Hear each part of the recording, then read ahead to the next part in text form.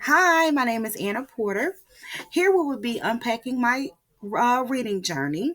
So, we will be using some of my personal life experiences to connect it to um, how did my reading journey all begin. So, let's dig in. So, here is where it all began. The first book that I fell in love with was Fly Girl, and that book is located here at the bottom left. The book caught my attention because it embarked on a teenage girl's life and how she navigated through living through the middle class and how she was motivated by what the material world kind of had to offer her, as in like boys with money, jewelry, things like that. So it just kind of embarked on her growing up. So I started to love to read books about maturing and young girls growing up in different households and things of that nature. So as I got older, um, my reading journey kind of took a turn, the taste and things that I like to read. So I went on one distinct example or memory that I have that changed my reading is I went on a trip in my 20s to visit the Underground Railroad. Something that stood out to me was on this trip, throughout the entire trip, I had a bunch of white instructors that was taking me on the trip and telling us different things about the Underground Railroad and things of that nature. So it kind of it made me feel different. It made me feel away, if that makes sense.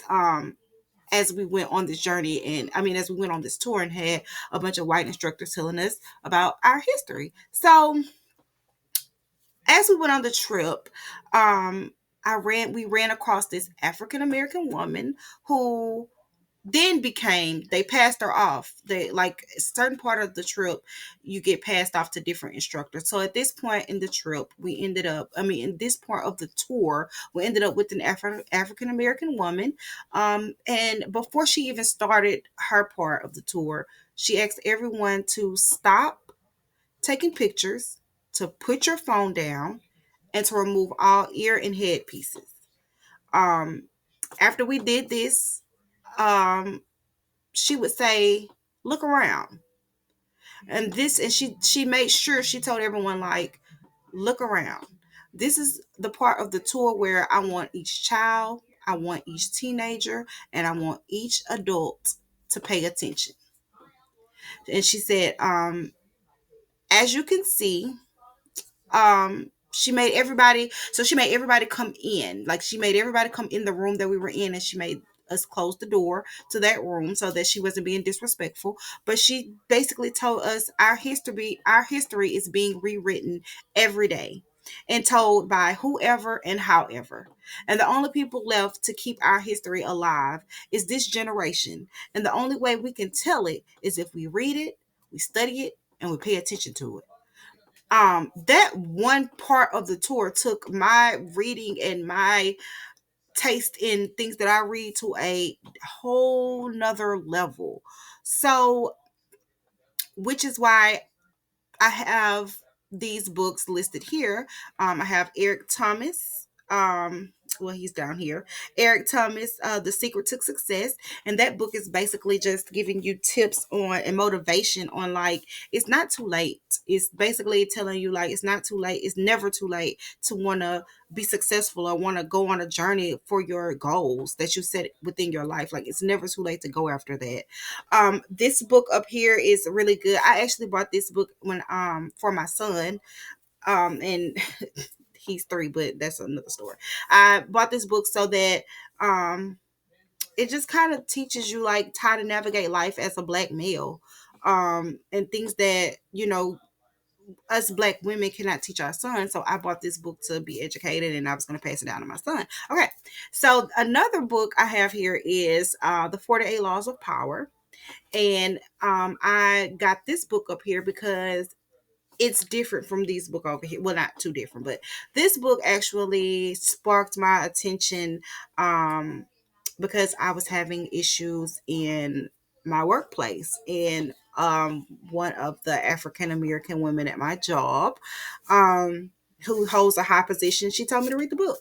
And she was like, it's going to help you throughout life, not just this job, but throughout life. And this book has a lot of hidden gems in it as well. So I started reading things that would encourage me and uplift me and give me knowledge on things and tell me certain, things that make sense, things that you need to know. Because a good quote that I always hear is, you want to hide something from somebody, put it in a book. And that is so true, because nobody wants to take the time to read anything. They want it given to them, whether it's through audio or whether it's through a movie or a video. Like, you want the quick way. You never want to actually sit down with a highlighter and a dictionary for the words you don't understand, look them up, and decipher through information. That is something that everyone lacks these days. So that is another part of my reading journey, on how I started reading things that were outside of the romance and just the natural things that a young teenager or young adult would like to read. So on this video, on this slide of the video, we're going to talk about the importance of diagnosing and correcting reading difficulties and why it's important to educators. So here I listed three. And one, I put that it helps educators to be able to identify reading difficulties within their students early on. And I feel like that is very important, because you don't want to get a child to the end of the school year and just not figuring out that they can't read or that they're struggling to read. I feel like as a teacher, it's your duty to be on each student in your classroom and to understand where they are in reading. And if you do not know that, then it's not a child's problem. That is now a teacher problem, because the teacher is who is teaching the student. So the student is not reliable on knowing where they are in reading. That's our duty. So I feel like being able to diagnose and correct them early is literally number one importance of educators. I also put that it helps educators learn how to adjust their teaching methods to meet the needs of their students. As I mentioned earlier, as a teacher, you should know exactly where each student in your classroom is when it comes to teaching lessons. And I feel like not all students are the same. One student might not like watching a movie. They might like to write their own notes. Another student might not like to write notes. Another student might just like watching it on TV. So you have to create your lesson to where everyone in your classroom is learning, not just that one student that like to watch a movie, so you put the movie on, or not catering to the student that just likes to take notes and you just have them take notes all day. No, you have to incorporate both so that both students can enjoy the lesson and actually get something out of what you're teaching. And the third one that I put is, with educators being equipped with the knowledge to address reading issues within their students, they also learn how to build their students' reading confidence. And I put that down because I feel like even though you will always have someone that struggled with reading. I struggled with reading. So you will always have a student or someone in your classroom that it struggles. And I feel like as a teacher, it is also your duty to not only correct them and show them where they went wrong, but to build their character up and to build their confidence up, and to not have them feel like, oh no, she's calling my name to read out loud. No, you want them to say, okay, I can do this. I can read it out loud. And if I make a mistake, it's okay. I can fix it. I can figure it out. The class, like my teacher, is going to have my back. And I feel like that's something as that is important for an educator to have as well when it comes to diagnosing and correcting reading difficulties. So here I will be discussing the unique contributions that I would bring to this classroom. I have a no judgment policy. I do not judge. I do not care if you are the number one scholar in the world to the special needs and need help. Like I don't judge. I am very open. I am one person who can literally sit at the table with the president and hold the same conversation and hold the same like type of conversations and that I would with someone that's homeless. Like, I do not judge. So I would make it a comfortable environment, if anything. I'm very outgoing. I can take criticism. I do not take everything to heart. I do not feel like everybody's just out to get me. No, like if I, especially if it's from someone that has been in a place where I have not gone yet. Like I put at the bottom, enjoy learning from those who have already been where I am. So I am now trying to be a teacher. So if anybody that's ever stepped in a classroom and taught anything, or substitute teaching, or anything that can give me any kind of insight, whether it's good or whether it's criticism, I am open to it. I love to learn. I love to catch on. I don't know everything, so I am 100% okay with somebody telling me, hey, you do not have it, or hey, you are doing this wrong. The only thing that I'm worried about is getting to where you are. So I am okay with it.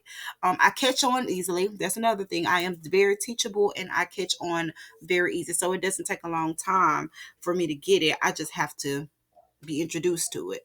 And I enjoy helping others. So I am one person that your teaching will be taught for. I will be teaching whatever it is that you give me, any gems that you teach me. I am willing to stretch that on as far as I can to anybody that's willing to take in my help. So that is the contribution that I will bring to this classroom. And lastly, here is a video. I mean, not a video, but this is the last slide of the presentation. And it's just a fun fact about me. And my fun fact is, as I has mentioned before, I am a single mother of Aiden. Aiden is 3 years old, and he is my pride and joy, and he is my reason why I am actually embarking back on my school journey. I am 36 years old, and I am in school trying to make a better life for me and my son. So this is my fun fact. I'm a mother. All right. Thank you guys so much, and I hope you enjoyed this slideshow. Bye bye.